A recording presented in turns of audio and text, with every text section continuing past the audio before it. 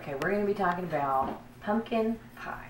It's November 1st. Yesterday was my daughter's birthday. My friend Tina has brought me 100 million fresh pumpkins.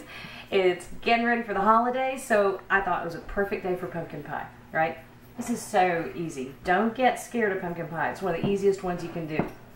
Now, my recipe makes 2 pies. You can cut this in half easy if you want to, but we got 2 pies going on here because they never last long. So I just start out with 4 large eggs, which is, 8 ounces. So if you're using a different size egg, that's what you're going for. About 2 ounces per large egg. See, I could kind of make it more clear to my viewers overseas because they let me know I've been letting them down by giving all American measurements, and I apologize. All right, so we've got 1.5 cups of white sugar, and we have a teaspoon of salt, 1.5 teaspoons of ground cinnamon. It's about a teaspoon of ground ginger. This is allspice, about half a teaspoon of nutmeg. Now, a lot of recipes call for cloves, and you can certainly add, I don't know, I wouldn't do more than 1/4 teaspoon. I just think that cloves are overwhelming. I think they overpower everything else in there, and especially if you've got a batch that's super, super fresh, I mean, it'll just take your head off. So I tend to either skip the cloves or go very, very light. If that's something that you want though, 1/4 teaspoon maybe, half a teaspoon if you're really nuts. So this is so fast and so easy. All right, now I've got right about 3 cups of pumpkin puree. And if you've got fresh pumpkin, awesome. Roast it up. Cut the top off, pull the seeds and the guts out, cut it into slices, throw it on a baking sheet, 350 degrees. And when it comes out in about, I don't know, 45 minutes to an hour, you whiz whatever you got. Take the peel off and then whiz it in a food processor, and you got pumpkin puree. It's that easy. So if you're wanting to use fresh pumpkin, which I highly recommend, look for sugar pie pumpkins or heirloom pumpkins at your farmer's market. But canned pumpkin is it's one of those veggies that's really high quality. It's processed really, really well, so you get a good result. We are almost done. Tell me how fast this is. 2 cups of whole milk. We're just stirring this together.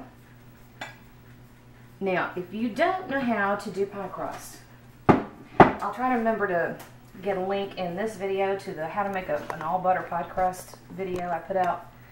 Oh, that's been a couple years. But it's the same, my oven's hot.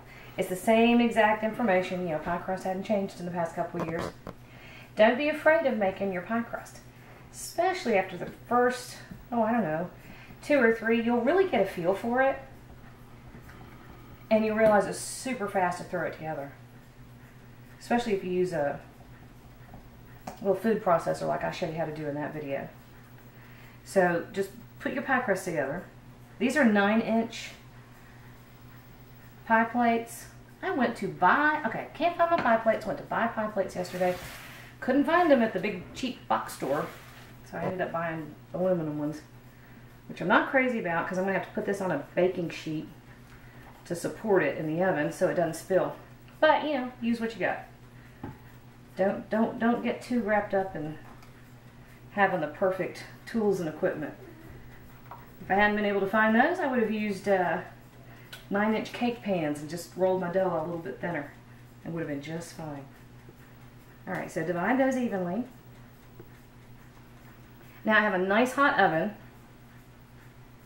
back here. And with a lot of custard pies, which that's what this is. This is a custard pie. With a lot of custard pies, you're going to start with knocking over your dishes. You're going to start with a nice hot oven.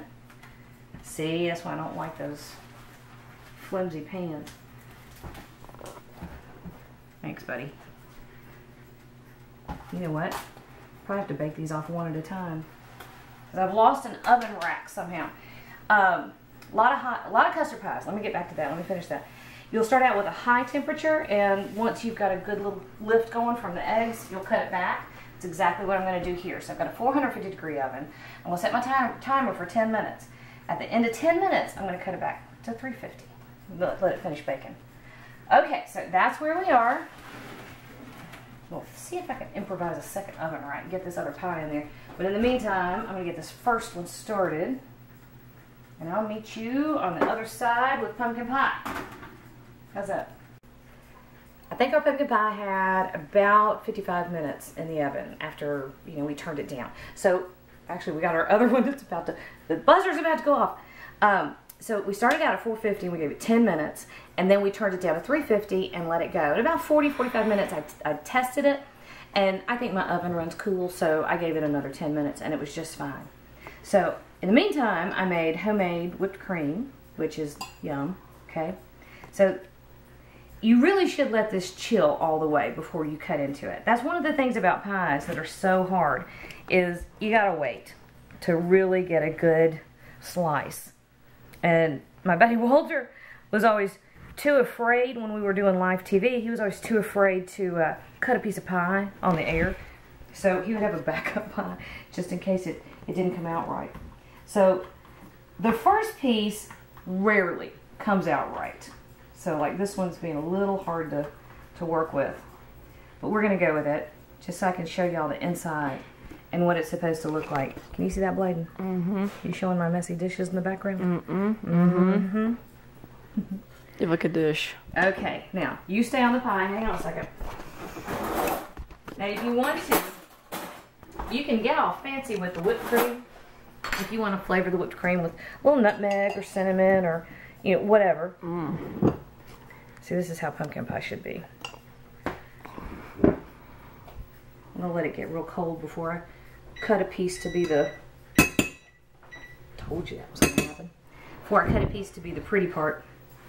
But that is how easy it is to make homemade pumpkin pie from scratch. See, you can do this. All right, so if this has helped you at all, do me a favor, please. Give me a thumbs up.